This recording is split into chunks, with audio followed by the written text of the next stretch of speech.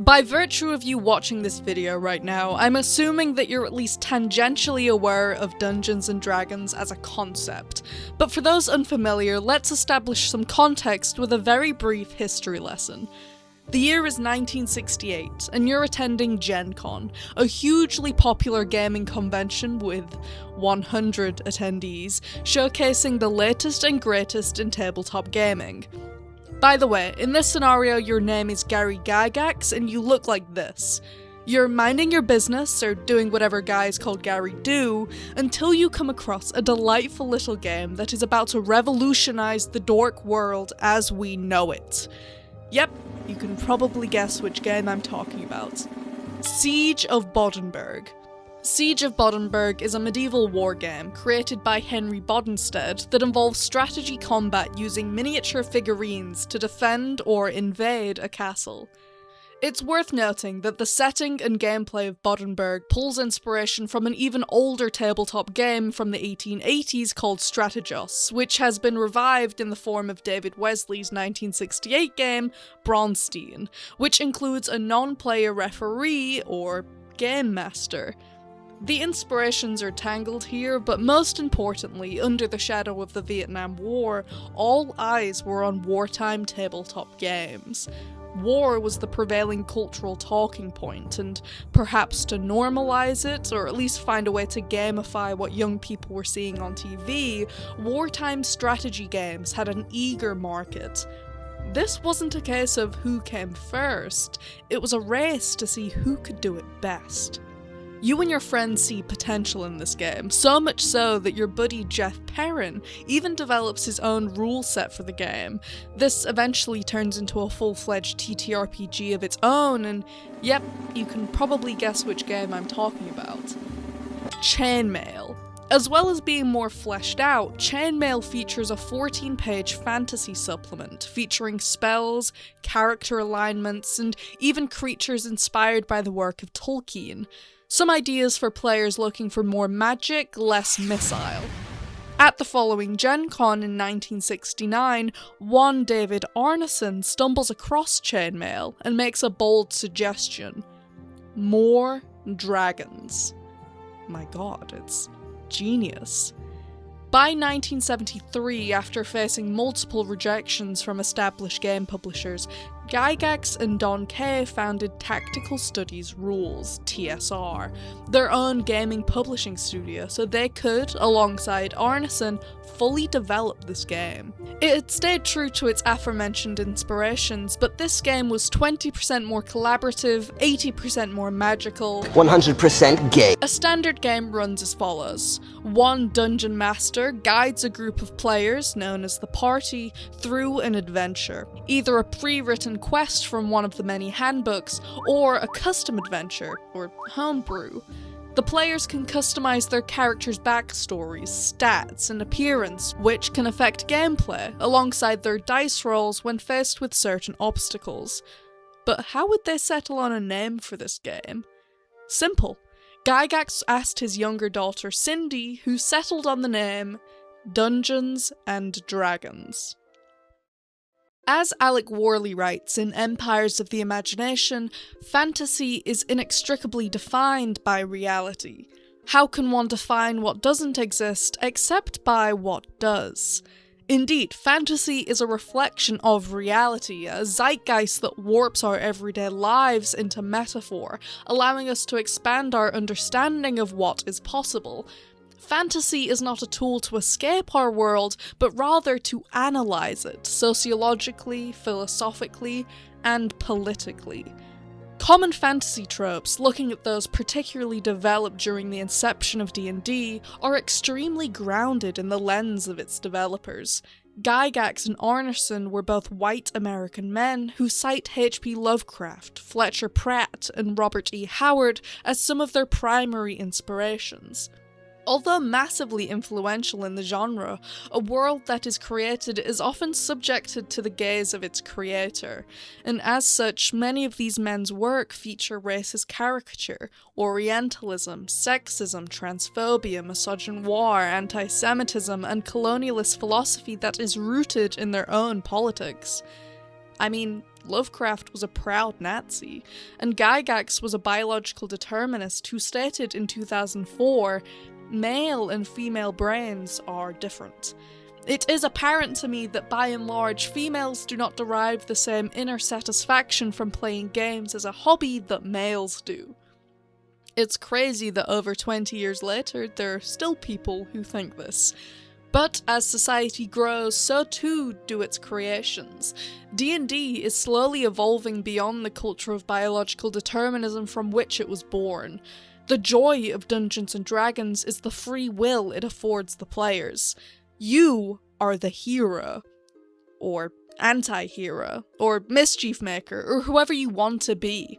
D&D is therefore inherently transgressive. Dare I say, inherently queer.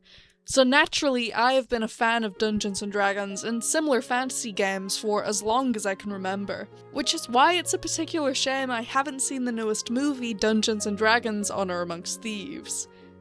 I say newest movie because I wrote this script over 2 years ago. I intended to watch this movie, honestly I did. Clips and promotional materials flooded my timeline, reviews and thought pieces became a mainstay on my For You page, but I still haven't watched this movie. It wasn't until my roommate at the time held me accountable, encouraging me to watch it after I told her that I would, that I actually did my research. And in doing so, I realized something potentially obvious to others that I was blind to. Dungeons & Dragons: Honor Amongst Thieves is a reboot? I mean, do people know that this movie is a reboot? I feel like I didn't notice any mention of that in the trailers or promotional material. I didn't even know there was an original movie to reboot. Turns out there is. In fact, there are a few Dungeons & Dragons movies. Dare I say, there's an entire Dungeons & Dragons cinematic universe. I've compiled 6 films that I consider to be essential viewing in the Dungeons & Dragons cinematic universe, aka the Dungeons & Dragons verse, aka the D&DCU. But what defines a D&DCU movie? You're desperately yelling at your screen. First of all, calm down. I have 2 criteria for what defines a D&DCU movie. 1, the movie must explicitly use the Dungeons & Dragons name, or, in case of parody, must make allusions so strong that it is unmistakably D&D. 2, the movie must feature classes, items, or creatures that are canon to D&D, lest it be mistaken for a typical fantasy film.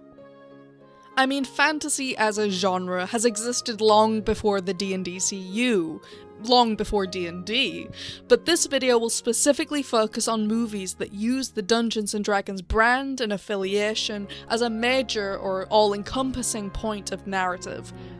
Controversially, I am going to mention parody or satire D&D movies and include those in the D&DCU, although I won't be discussing all of them, because I don't want to.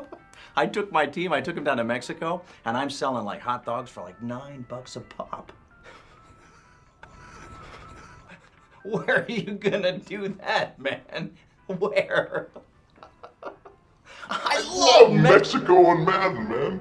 Unbelievable. It's like there's no such thing as poverty. My point being this, Reese, is that you either suck at RPGs or you suck at RPGs. You need to find a game that you can play you don't die in. Madden football, franchise mode. See, you don't die in franchise mode. You can suck, but the suck's all on you, man. The suck's all on you. You can't make me. There are also 3 main questions I want to answer by the end of this video. First, how do these movies explore the world of Dungeons & Dragons? Second, is the format of cinema a good choice for a D&D story to begin with? And third, and most importantly, are these movies any good? The Dungeons & Dragons ride!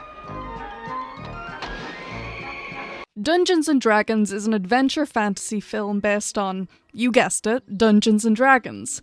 The movie was directed and produced by Courtney Solomon, who, in 1990, acquired the rights to the D&D name at just 19 years old after forming Sweet Pea Entertainment.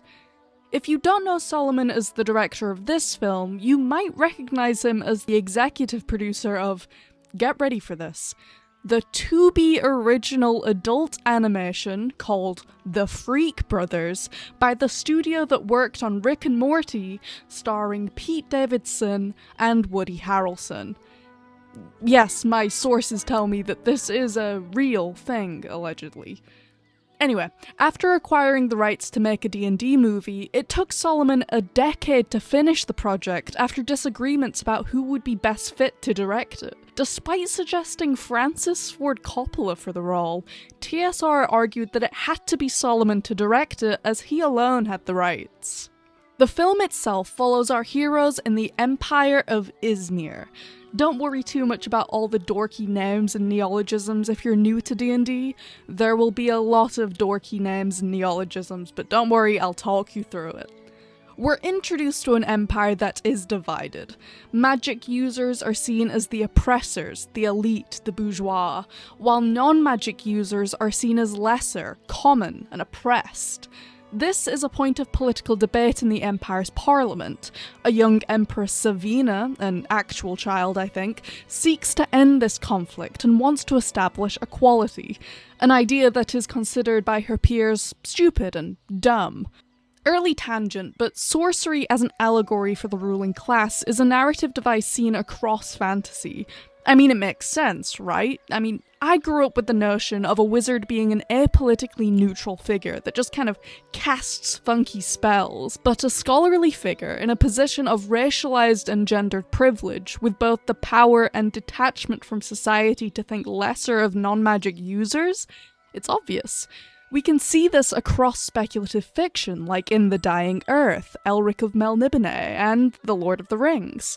Our antagonist for this film is an evil mage named Prophion, who creates a scepter that allows him to control golden dragons. The Scepter of Izmir. He uses the scepter to slay a golden dragon he's held captive, who bleeds into the village's river, causing a large fire. A little on the nose metaphorically, but blood spilled from violent greed spreading chaos to the local people isn't a bad way to start a story like this.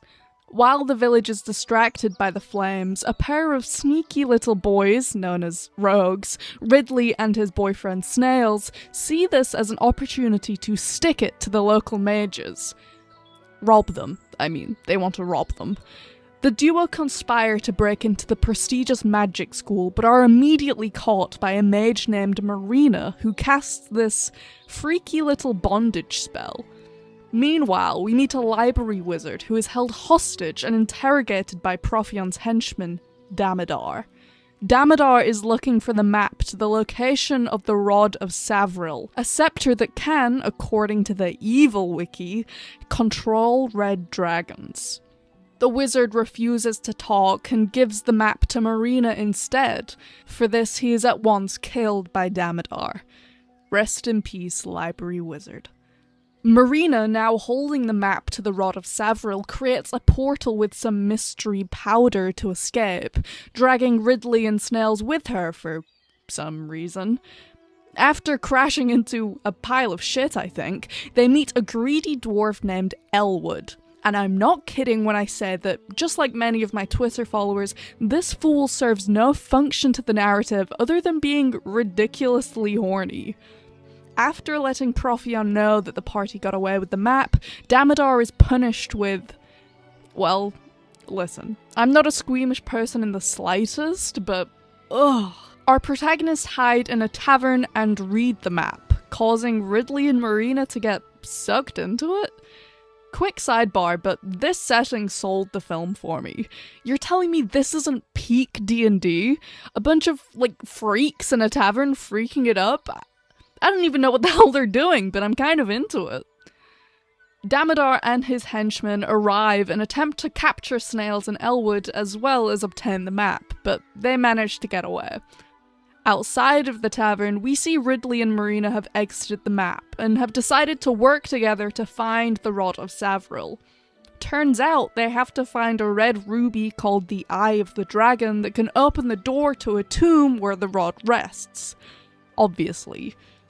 It is revealed to us that the ruby is located in a hazardous maze that is owned by a thief named Xylus, who says he will give the protagonists the Eye of the Dragon if Ridley survives the maze and obtains the ruby himself. A task Xylus was more than qualified to give, considering the actor's success on the 90s British game show, The Crystal Maze. Now, this is not the craziest casting choice, considering we also have Doctor Who and Rocky Horror's Riff Raff in this film, just to name a couple, but for some reason, Xylus was the casting choice that directly got a chuckle out of me. Ridley manages to get the ruby, but Xylus attempts to take it by force when Damodar shows up. Marina, who is in possession of the map, gets captured while the rest of the party escapes, meeting an elf named Norda, who works as a tracker for the Empress Savina. Meanwhile, we see Damodar trying to interrogate Marina, but when she refuses to talk, Damodar worms her. Ridley and Snails break into the castle where Marina is imprisoned to rescue her, and the duo split up, but not before having a genuinely heartwarming moment. Afterwards, however, Snails falls into a quicksand trap in Damodar's room after finding the map and some more mystery powder. See, I knew quicksand would be a serious problem as a kid, but more importantly, not to ruin the magic, but I need you guys to know how they did this effect. Actually, no, I want you to guess. Guess how they did this quicksand effect. Was it sawdust and water? CGI? A non-Newtonian fluid substitute? Real 6,000 liters of Quaker oats. Oats. It's all oats. That's porridge, babe. 1,600 gallons of porridge, which Wayans described falling into as the worst thing he's ever had to do in a movie. We find Snails being chased through the castle by Damodar, and Ridley and Marina follow them to the roof where Snails is... Oh, I'm sorry, it's too soon. Nothing beyond this point of the movie matters. R.I.P. Snails. Ridley, attempting to avenge his boyfriend, attacks Damodar but is disarmed and wounded. Oh yay, Marina's back. She uses some mystery powder to knock Damodar down and the duo escape, leaving Snails' body behind.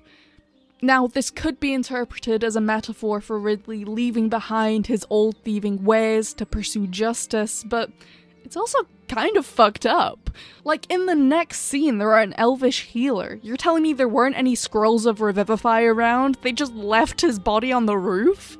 An elf heals Ridley, who, while he's unconscious, dreams of a dragon being born, so that means a war between Profion and Savina could disrupt the balance of magic. Obviously. He also, all of a sudden, distrusts Marina, accusing her of being just another mage, morally corrupt, elitist, someone blinded by their own privilege who cannot sympathize with the plight of the common man. But she explains her belief in the Empress's intention to unify the Empire, and they grow closer in one of the least passionate kiss scenes I've ever seen. Like, obviously I saw this coming from a mile away, but do I have to, see it? Ridley, your boyfriend was just murdered. Ridley then uses the Eye of the Dragon to obtain the Rod of Savril from its tomb, in which a bony gentleman comes to life and warns Ridley, anyone who wields the power of the rod shall suffer a horrible fate. Meanwhile, Damodar arrives outside and captures the rest of the party. Gasp. Damodar requests the rod in exchange for his companion's freedom. Ridley agrees to this trade, and Damodar immediately orders the execution of the party. I lied. Gasp. Norda stabs the guards with hidden knives, frees Marina and Elwood, and they all follow Ridley to the capital city of Sumdal. You know what that means. Dragon fight. In the red corner, weighing in at 5,000 pounds, with a wingspan of 150 feet, controlled by Profion, the Red Dragons. In the gold corner, as heavy as an Antonov AN-225 Maria and as gorgeous as the girl reading this, weighing in at 1,280,000 with a wingspan of 135 feet, controlled by Empress Savina, the Gold Dragons. I'm sorry, did that say 1 million? During the fight, Damodar shows up with the rod, and Profion reluctantly frees him from his brainworms. I've never been so jealous. Ridley arrives and battles Damodar, stabbing him and throwing Damodar from the ledge, avenging Snails. He then attacks Profion, who disarms him and shoves him back. The rest of our party arrive and fight Profion one at a time. Ridley picks up the fallen rod of Savril and fights the power that it holds. Profion encourages Ridley to use the rod to harness its evil power, but Ridley refuses to join the dark side and destroys it. Empress Savina arrives and condemns Profion, having a gold dragon eat him. The Empress praises all of the adventurers, hailing them as heroes. The party later visits Snail's grave. Snail's engraved name then disappears, and Norda tells Ridley not to question his abilities. I genuinely thought they were going to reveal that Ridley's a necromancer and somehow brought Snails back from the dead. I mean, why else would she say this? The party then touched the eye of the dragon and what the fuck? They're dust now? I don't know what's going on. The movie was a commercial bomb, earning a not so respectable 9% on Rotten Tomatoes and a 14% on Metacritic. LA Weekly calls it a cheap Star Wars ripoff with swords instead of lightsabers. The New York Post calls it a tacky-looking, incoherent, badly acted, and hopelessly directed disaster that is easily the dullest adventure film of 2000. And I'm literally sorry. I was vaguely aware that this movie is hated to this day by fantasy and D&D fans alike, but the dullest adventure film of 2000? In the year of I Dreamed of Africa? Listen, maybe I am easily entertained, but I thought the setting was immersive. The story was decent enough, if not a tad convoluted, and the cast all did an incredible job.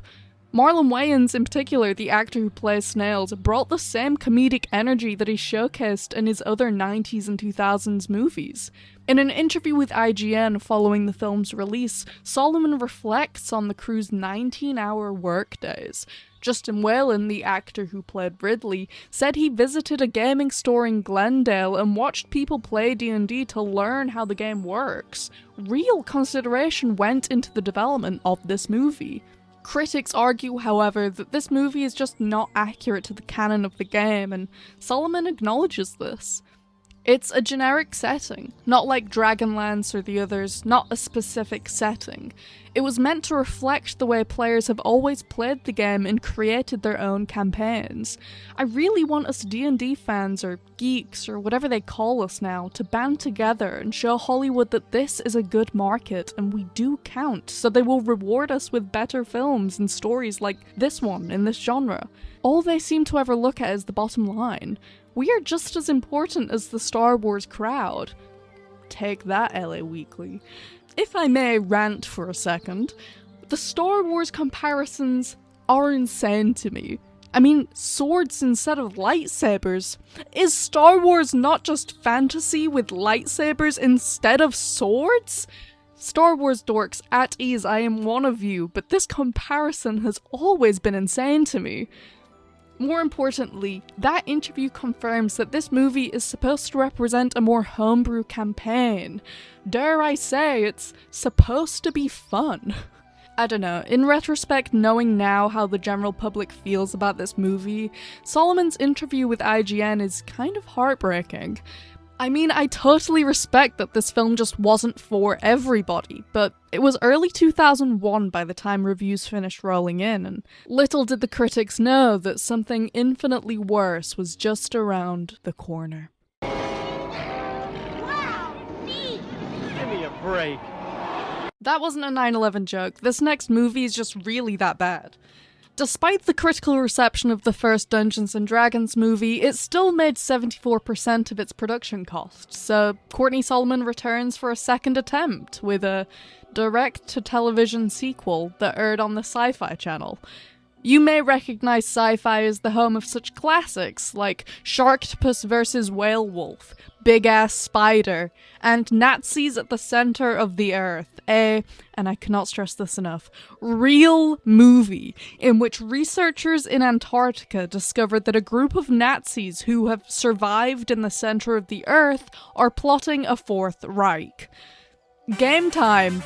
Here's 4 more sci-fi exclusive movies and one that I made up. Can you guess which one is fake? Number 1, Alabama Ant Attack. 2, Mothman vs. Moths, man. 3, Seven-Headed Shark Attack. 4, The Ghoul's Gambit. And 5, The Ghoul Gambit's 2, Trouble in Manhattan. I'll give you some time. Tell me which one is the fake sci-fi movie title. Okay, time's up. They're all fake. I'm a compulsive liar. And I made fan art of the seven-headed shark. But don't worry. 2, 3, 4, 5, and 6-headed shark attack, they're all real. Those are real movies. Despite Dungeons & Dragons 2 Wrath of the Dragon God being a sequel, there are only 2 pieces of continuity between the first movie and this one: the location and 1 character. By this logic, Wayne's World is a sequel to Terminator 2 since they both feature Los Angeles and the T-1000. Good enough for me. So this movie takes place 100 years after Dungeons & Dragons, starring a revived Damodar on a quest to seek revenge on the descendants of the heroes from the first film. Once again, Damodar finds a sacred artifact that is linked to the power of a dragon. This time, it's an orb. Falyazor, this film's dragon, has been imprisoned in a 3,000-year slumber under the mountains. The only thing standing in the way of Damodar and this dragon is a party of heroes who are apparently descendants of the last party, but I only found that out after reading the Wikipedia, so who's to say? This time we have Barek the Fighter, Lux the Barbarian, Dorian the Cleric, Ormeline the Wizard, Nim the Rogue, Melora the Mage. So every 3rd edition class is accounted for except Bard, Druid, Monk, Paladin, and Ranger, but if I have to learn any more names for this video, I'm leaving. I refuse to go as in-depth on the plot of this one as I did for the first, but this is essentially a game of cat and mouse, of who has the orb. First it's Damodar, then Barek steals it, then Klax, a lich working with Damodar, steals it back. Then the dragon has it, then Melora gets a new orb, which begs the question, when can I stop watching this movie? Also, Ormeline and Nim die, but I don't remember that happening, and Ormeline sounds like a toothpaste brand. There is no tension in this film, aside from the subplot revolving around Melora being cursed by Damodar to slowly die. Like, really slowly? So slowly you forget she's cursed at all until she isn't anymore and lives. Yay! Sounds like the curse was just aging. Ultimately, Damodar is imprisoned once again, proving that the last 100 minutes spent watching this film were as pointless as his next 100 years in jail will be. If The Lord of the Dragons showed us how the fantasy genre can be done right, Dungeons & Dragons Wrath of the Dragon God shows us how it can be done horribly wrong, says one 2006 review on monstersandcritics.com. And yeah, I can't defend this film. Wrath of the Dragon God technically checks all the boxes. Dungeons, check. Dragons, check. But the plot is unnecessarily confusing. You're lucky I could break it down that easily. The pacing is a mess, and the film just looks cheaper, which, as I'll talk about later, doesn't have to be a problem, but some formula was involved behind the scenes to make the output feel passionless as a result. The only credit that some critics give is that it's fun to see all the D&D references throughout the film. No, it isn't. It's a D&D movie. Were you also impressed when Superman referenced the Daily Planet and crypto? It's a Dungeons & Dragons movie. It's gonna have dragons. Ironically, the most interesting parts of this film are the parts not featured in the film. The D&D release features 2 behind-the-scenes featurettes, one showing the production, the actors learning how to act alongside CGI, and overall highlights the passion that went into the film that somehow is completely missed from the final product. The second featurette is an interview with the man himself, Gygax, who talks about the film, and I mean, he seemingly didn't hate it. Didn't seem to be particularly enthused about it either, though, to be fair. In 2008, IGN called this interview a wasted opportunity, and yeah, that about sums up this film as a whole, really. I don't like this! Whoa! What's happening? Whoa! Third time's the charm, right? Right? Dungeons & Dragons: The Book of Vile Darkness was a 2012 direct-to-DVD threequel, as if a direct-to-television sequel wasn't enough, in which we see the return of the director and writer of Dungeons & Dragons 2: Wrath of the Dragon God, Jerry Lively and Brian Rudnick.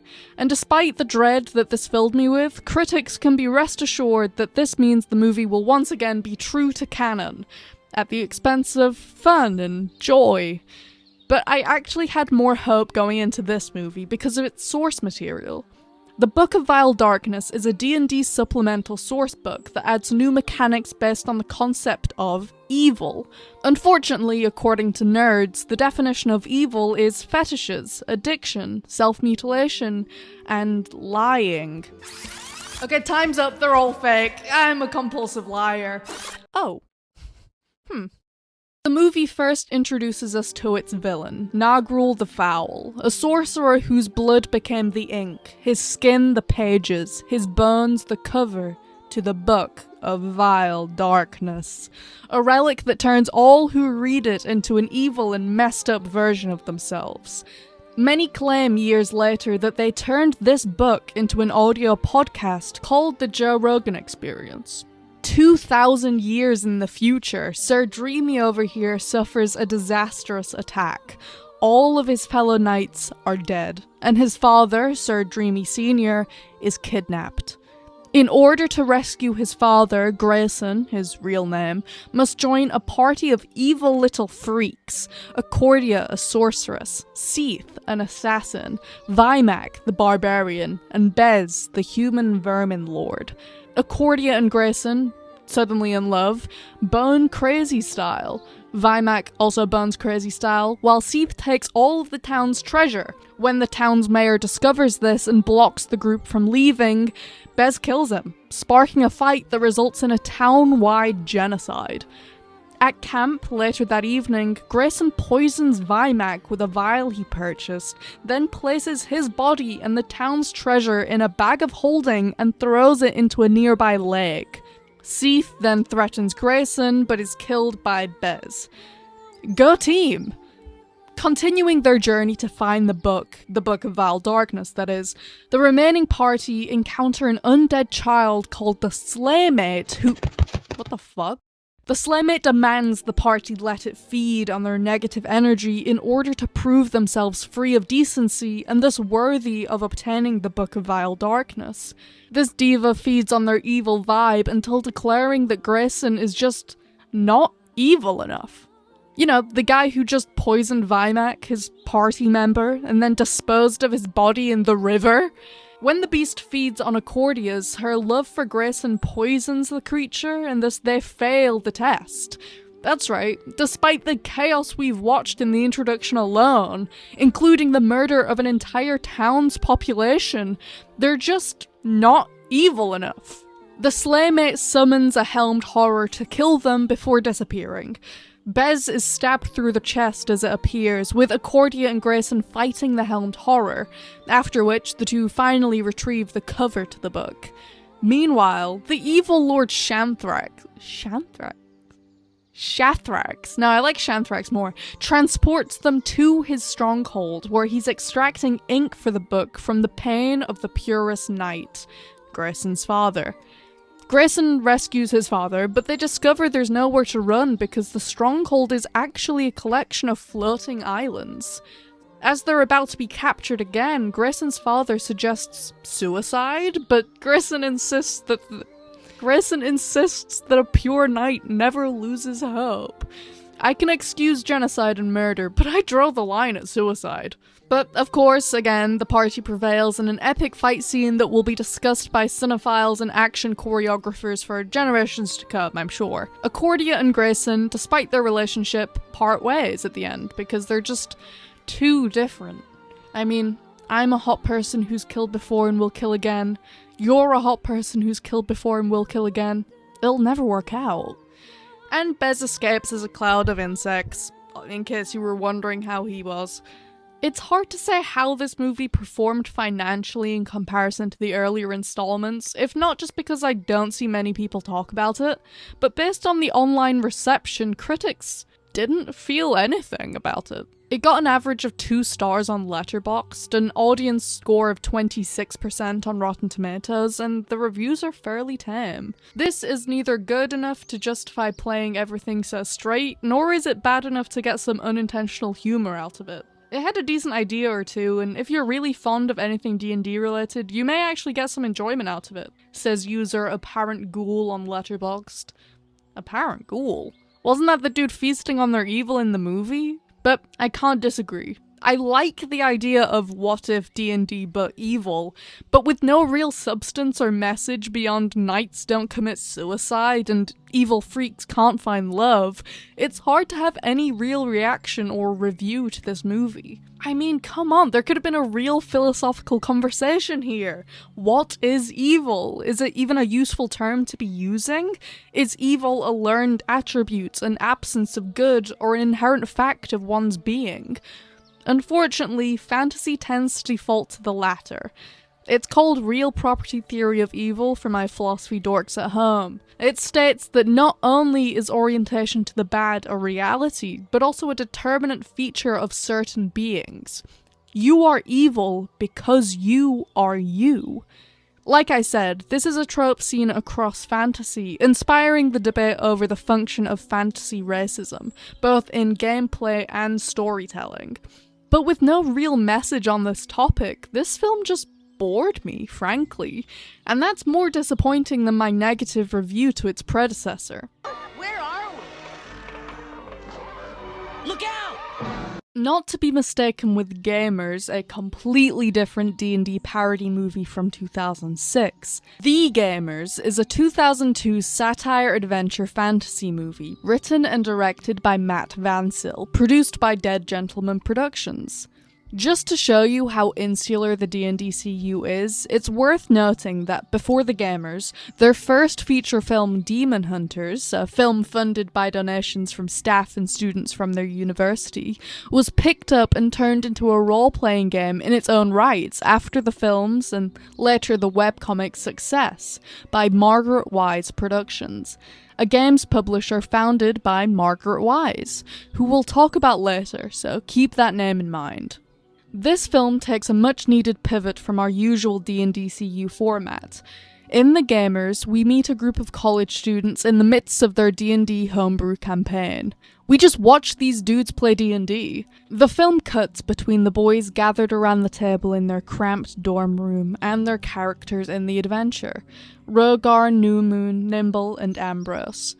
Oh, and Mark.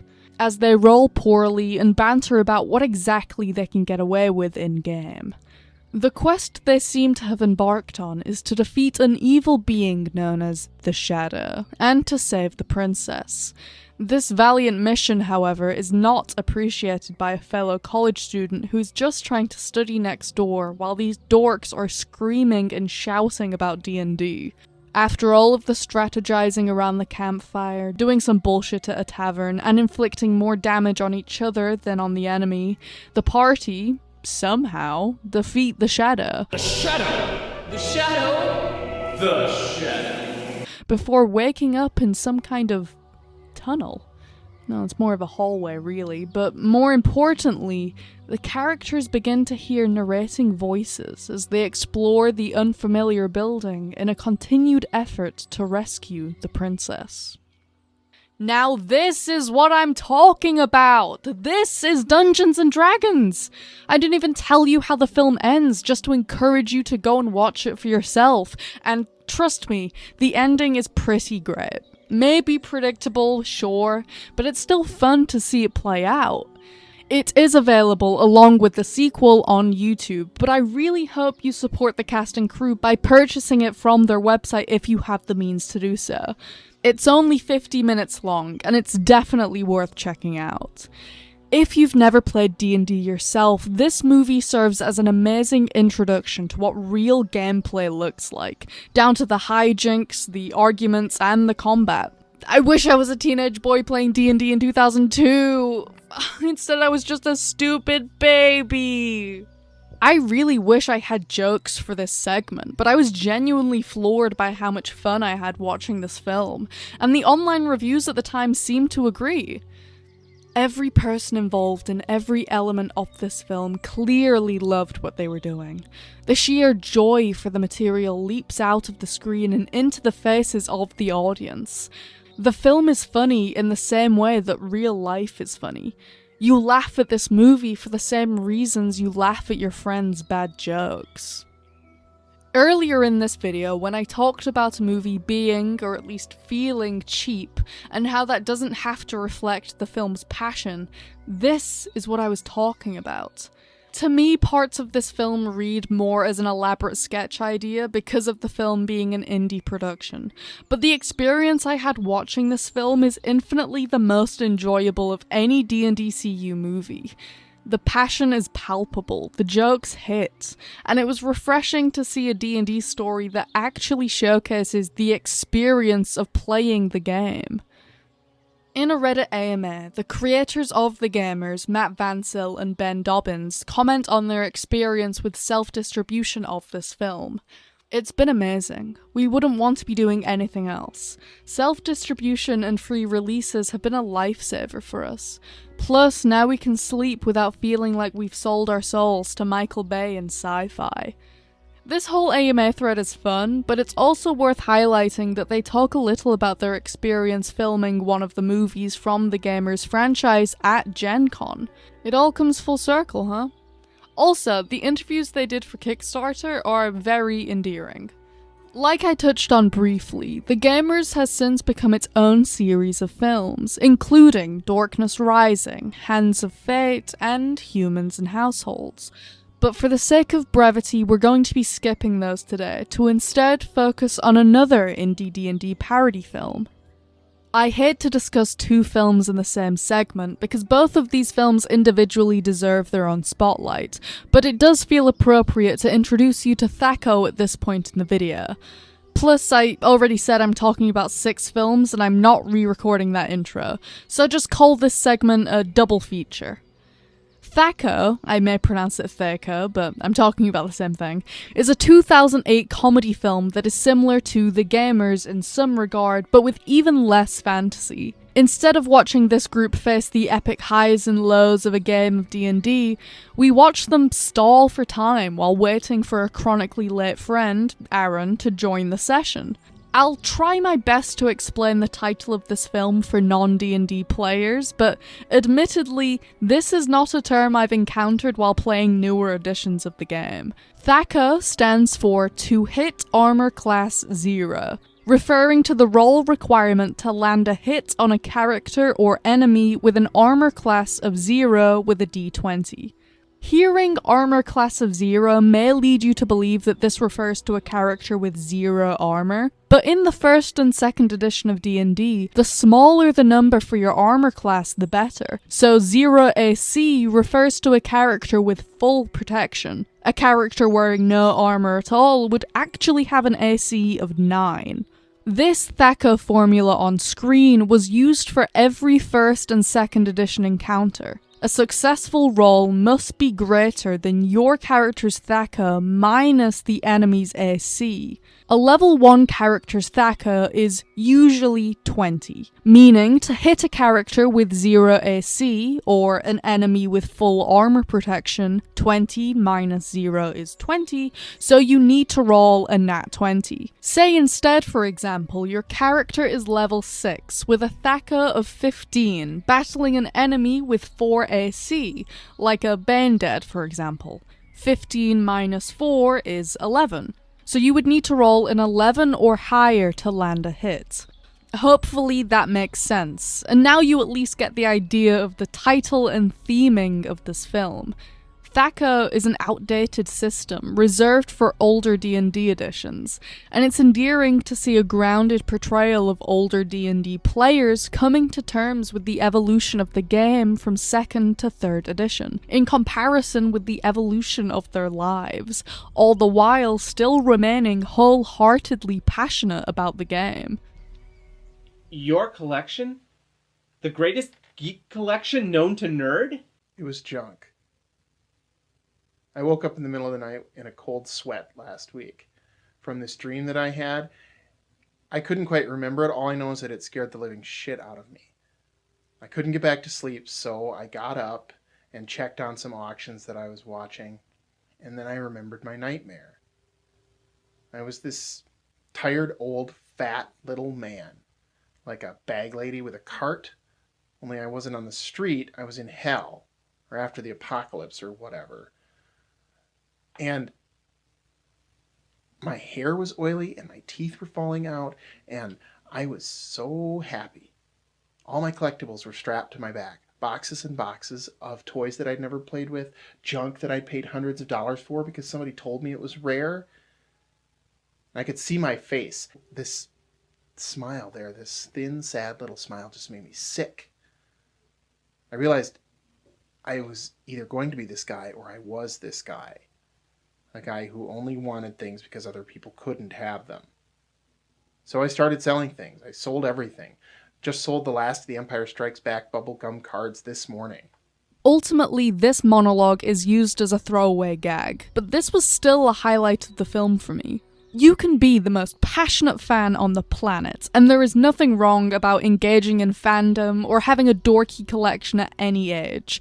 But watching a character be able to openly express a discomfort with the level of materialism and hoarding encouraged and often required by certain companies or fandom spaces was kind of remarkable to watch. But you know what isn't remarkable to watch? Fear not, Ranger. Boo! Boo! Maybe I should have been more prepared to discuss the satanic panic craze going into this D&D project, but I was really hoping I could get away with not mentioning it at all. If you're a D&D fan, you already know this. Hell, you probably know more about it than me. But unfortunately, this context is required reading for this next film, so if you're unfamiliar with this topic, trigger warning for a short discussion of sexual assault, cults, and religion. You know Christianity? I've had sex with so many guys, I can't even remember. Great in theory, truly. I'm a huge fan of the love thy neighbor stuff they have going on. If I may, however, pose one teeny tiny little critique. Well, it's more of an observation, really. Christianity kinda makes you afraid of everything. Maybe it's the eternal damnation, the social ostracization and constant scrutiny from the church, or the radicalization of youth to push the one holy truth, but some Christians, in America in particular, but this is a global phenomena, genuinely struggle to rationalize things as just being scary. Horror movies, fictional memoirs, Eastern religions, board games, they can't navigate through the sheer terror of it all. So instead of educating themselves or even just being spooked and going about their day, they decide, oh, that's all Satan. This is where people get a little confused when discussing the satanic panic. This wasn't just a wave of people in the 80s claiming that Pikachu was Satan. although yes, that absolutely happened. This was a moral panic that saw an unprecedented rise in people alleging to have witnessed, participated in, or fallen victim to cult-based satanic sexual abuse and trafficking. Now, cults are real. That isn't conspiracy. Sexual abuse by cult members, leaders, and organizers is a genuine documented form of abuse that many people have experienced. That is vastly unrelated to satanic panic. That's an important distinction. What's specific about this moral panic is that suddenly people claim to have seen signs of this everywhere. TV shows, roadside graffiti, daycares, weed, warehouses, board games. This was a mass conspiracy that incidentally distracted from the severity of cult-based abuse by watering it down to, oh, they're eating babies because they listened to rap music once. Now, as we move back on topic, it's pretty clear to see how D&D fits into all of this.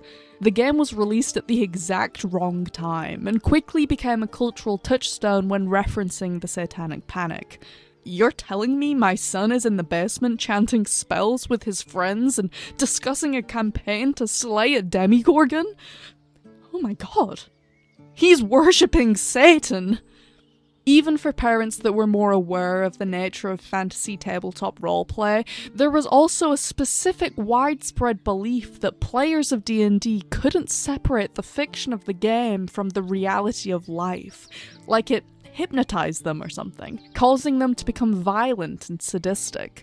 Let me tell you something right now for free on this YouTube video. If my friends started treating real life like it was their D&D campaign, they would not be violent Satanists. They'd just be rolling their dumb little dice to see who's better at pissing in a bucket from across the room.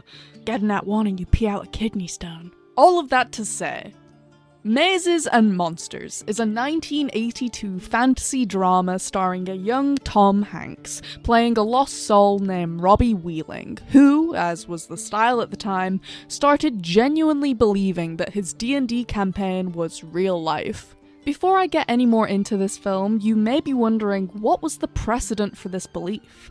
Was this a genuine issue for first edition players of the game, or did some guy just make up this conspiracy? Well, yes, but it's actually way more sinister than that. Again, trigger warning, this time for a brief discussion of suicide. James Egbert was a student who studied at Michigan University, who, on the 15th of August 1979, was reported missing. 5 days later, investigators found a suicide note in his dorm room.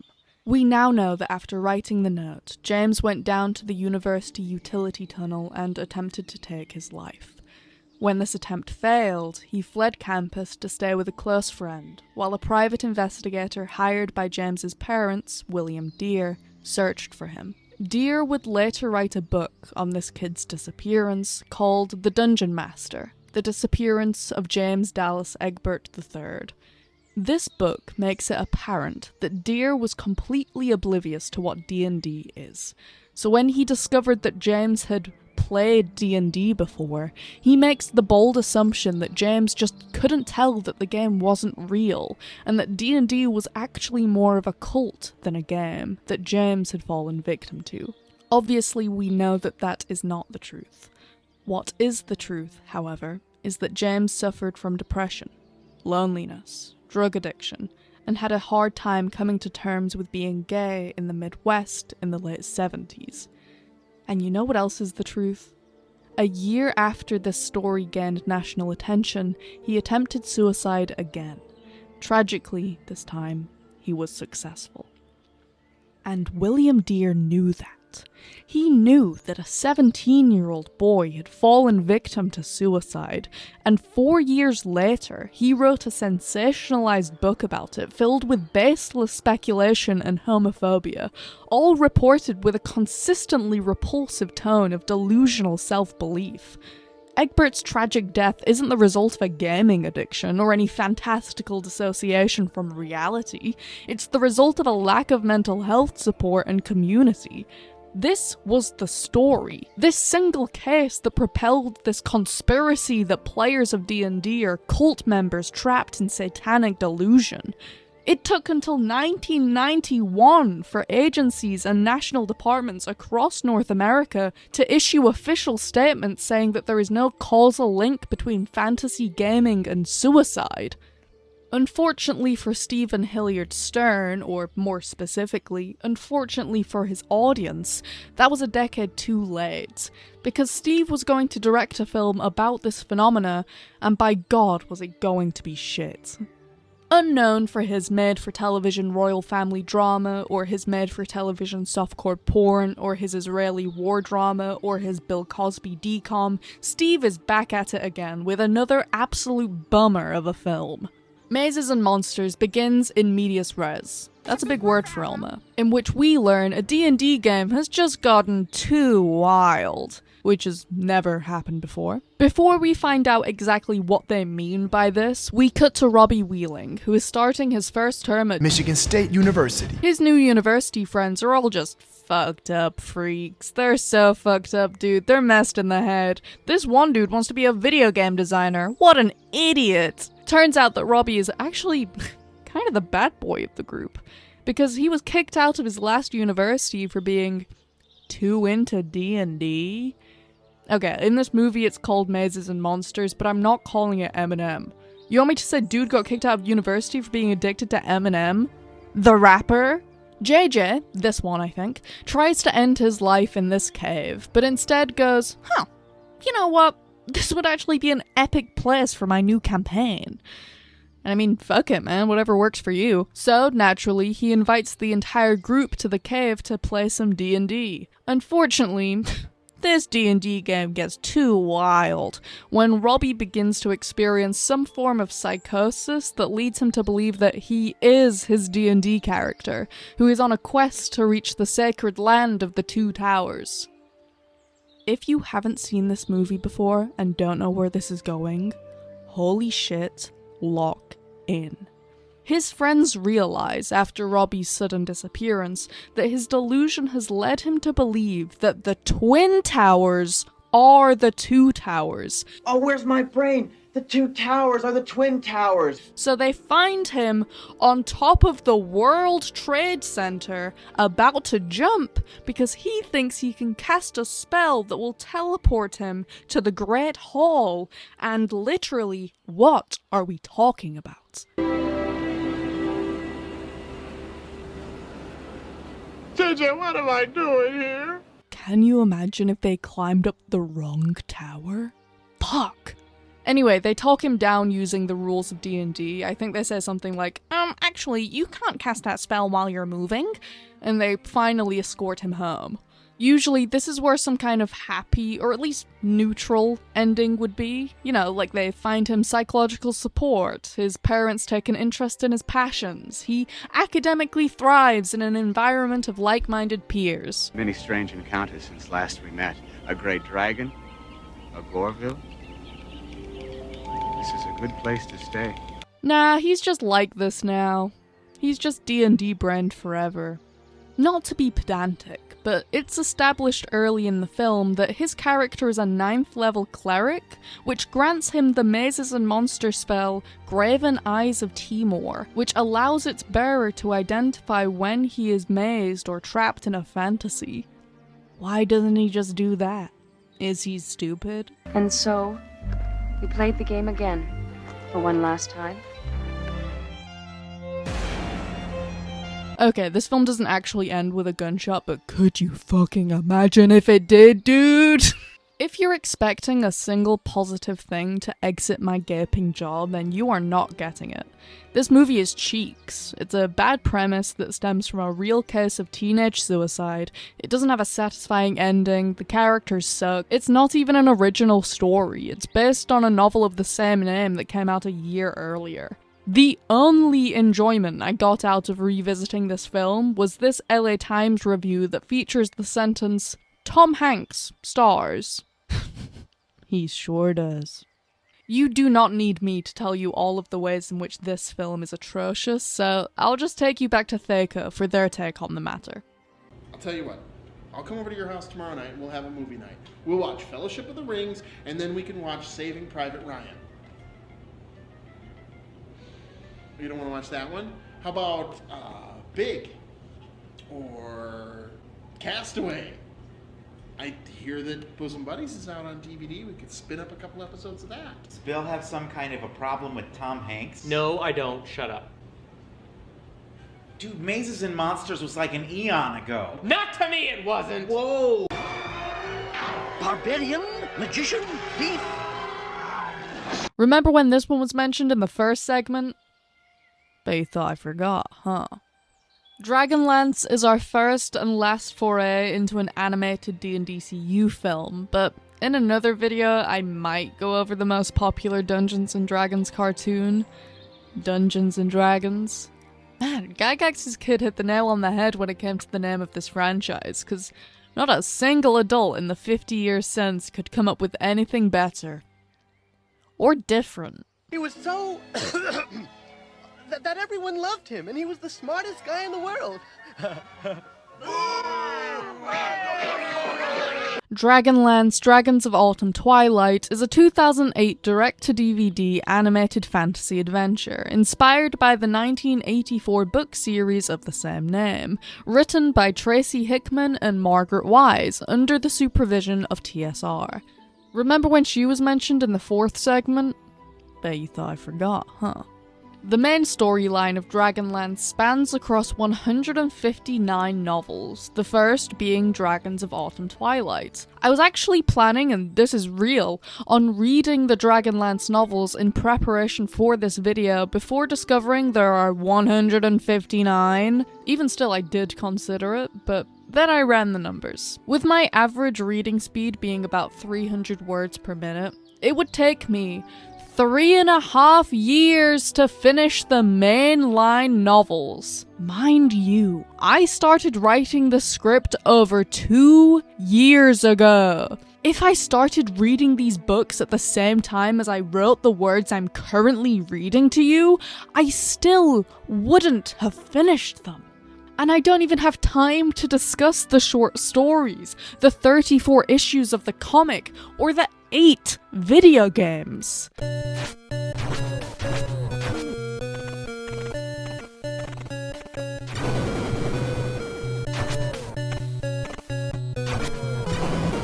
So that's out of the question, but I did have access to the audiobook of the first novel on YouTube, just to provide me with some context going into the film, and 2 hours of listening is a hell of a lot more doable than almost 4 years of reading. When it comes to the production of this film, I hate to say it, gang, but we missed out again. Just as Francis Ford Coppola was in consideration to direct the first Dungeons & Dragons film, in the mid-1990s, the Jim Henson Company was in talks with TSR to produce some type of Dragonlance project, but at some point during negotiation, TSR was bought out by Wizards of the Coast, and the project was dropped. On the 19th of February 2006, the official Dragonlance website claims, according to insiders, the Jim Henson Company were in talks with TSR over the possibility of some kind of Dragonlance project. One of the initial concerns raised by Henson was that they considered DL to be too macho for their audience, as Margaret pointed out, whatever that means. And at the time, TSR had reportedly entertained the rather scary idea of, it could be changed. It's hard to say to what extent the timeline matches up, but the next projects that would come from the Jim Henson Company around the time of this negotiation would have been Muppet Treasure Island and Muppets from Space. So who's to say if the pivot from a Dragonlance project was for the best, since we got 2 gems from the company regardless. Unlike other D&DCU films, this story doesn't start with the formation of a party. Rather, a reunion of one, after a 5-year separation. Tanis Half-Elven, Sturm Brightblade, Caramon and Ricelyn Margier, Flint Fireforge, and Tasselhoff Barefoot all discover that their hometown, Solace, is now an armed camp for the religious order known as the Seekers. After a forceful confrontation from some goblin soldiers, the party, as well as their new allies, Riverwind and Goldmoon, learn that the Seekers are seeking a blue crystal staff, a powerful item that contains potent healing magic, a staff that Goldmoon is currently in possession of. On their escape, the group are attacked by the Dark Queen's army of Draconians, who force the party to Darkenwood, home of a forest master who urges them to instead flee to the ruined city of Zaxaroth to retrieve the discs of Mithkal, which is essentially the Bible in CD form. At this point, I have to be honest. I earnestly wish I could decipher what happens next. But this film is dense, and so much happens that no matter how much I rewatch it, the plot is completely incomprehensible. From what I can gather, while trying to free the slaves of the Dark Queen, the party is attacked by the Dragon Lord Verminard and his dragon. However, his dragon is killed by another insane dragon, and Verminard is then killed by Tanis and Sturm. And also Goldmoon and Riverwind get married. Does the Dragonlance movie do a good job at being an animation that stays true to the novel? Yes. The characters were exactly as imagined, the world even more so, yet even more expansive, and the plot, while suffering from severe pacing issues, was at least faithful to the book. An obvious highlight of this film is the voice acting. Not surprising, since we have such talent as Max Goof, Dawn Summers, Atlas and Peabody, aka Reuben the Pig, and Xena the Warrior Princess. However, does the Dragonlance movie do a good job at being an animation? No, not really. I don't like looking at this. Critics were just as harsh, if not even crueler about this film, who say that the animation is an eyesore and that condensing such a dense, in-depth novel into an even denser 90-minute film made for an extremely clumsy and at times overwhelming experience. Cavalier and acrobat.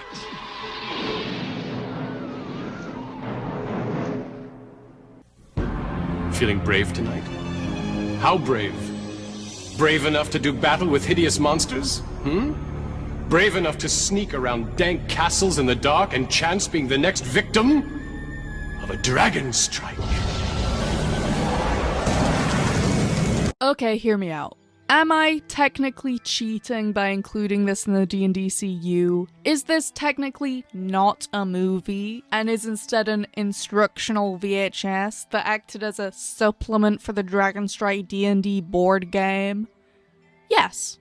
So Dragonstrike is an official D&D board game that was meant to foster an interest in the world and gameplay for beginners before they can dive into the deep end with a full-fledged D&D campaign. It includes fold-out maps, cards, dice, an instructional VHS video, and a number of plastic miniatures. This is all particularly useful, as a real barrier to entry for a lot of people is the lack of visualization that a lot of DMs operate with during gameplay. But by providing maps, cards, and figurines for the game, it allows new players to start playing D&D as they would any other board game, before potentially transitioning to more imaginative play. This was a real initiative by TSR in the early 90s, with similar installments like Dragon Quest and First Quest also hoping to reach a new market of both beginner and younger players. The only real difference being that these games include an atmospheric CD with 60 audio tracks for area-based music and various sound effects, instead of an instructional VHS.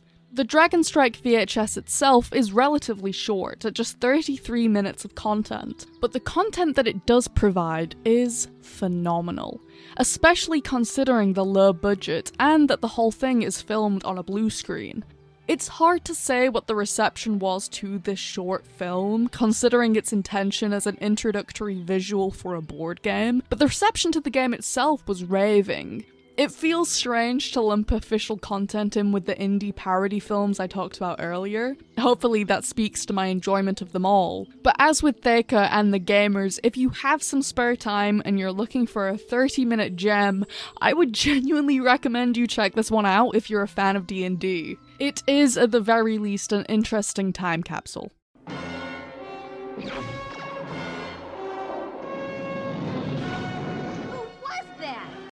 A video almost 3 years in the making, and what are my final thoughts?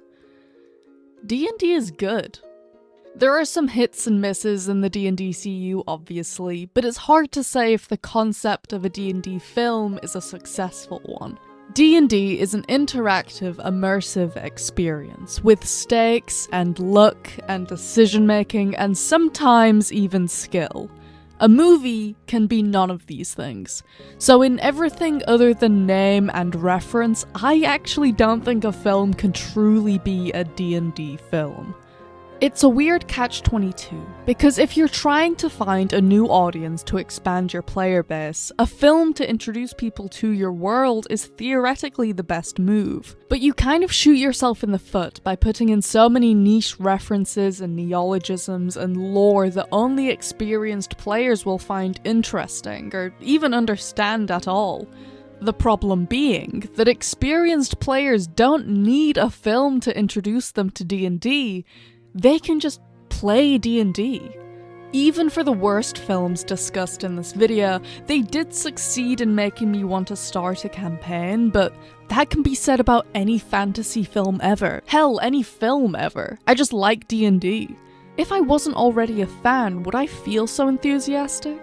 Or would I feel out of the loop, confused, or too intimidated to play a game that has gatekeepers condescend someone for not knowing that, actually, the Rod of Savril doesn't just control red dragons, it also changes the user's alignment to match that of red dragons. That's something I don't know, to be honest. But it isn't lost on me that my D&DCU standouts of this video were the films that are actively about playing Dungeons & Dragons. It isn't just that getting to watch a group of players make in-jokes, laugh at each other, and collaborate as a party serves the passion of a film so much more intensely than just setting a movie in a D&D-inspired world, but it also serves to prove an understanding of the source material and context of the game, whether directly or indirectly highlighting the issue within the community, laughing at the game's ridiculousness, or embracing how cringe it can be. You can't find that with any D&D film within the world of fantasy. Not only because it would be kind of hard to land that kind of commentary, but also because traditional fantasy films want you to buy in wholeheartedly. That's why, in my opinion, speculative fiction fans at large are the most dedicated. They have spent hours upon hours, months upon months, years upon years learning the rules of certain worlds, learning its languages, its characters, timelines, magic systems, history, and politics. Can you imagine if after all of that, someone like Paul Atreides turned to the camera and said, "What the hell? This sand shit is cringe." Okay, I take it back, that would be kind of awesome. Not to say that there couldn't be or hasn't been a successful D&DCU film within the world of fantasy, but I don't think there could be one as compelling as the indie productions we've discussed. Because the Hollywood franchises want you to spend money. I've yet to be proven wrong, but I don't think any large production company would be interested in a particularly nuanced or complex commentary on the politics of playing D&D, because that would force a fan or even neutral audience to critically interrogate the game, or at least acknowledge how dorky it really is. And that runs the risk of turning players away. But the dork is the charm. That's the whole appeal to me. I don't know. In conclusion, watch these ones, skip these ones, and if these ones happen to be on TV while you're scrolling on TikTok, don't turn it off, but I wouldn't worry about paying attention.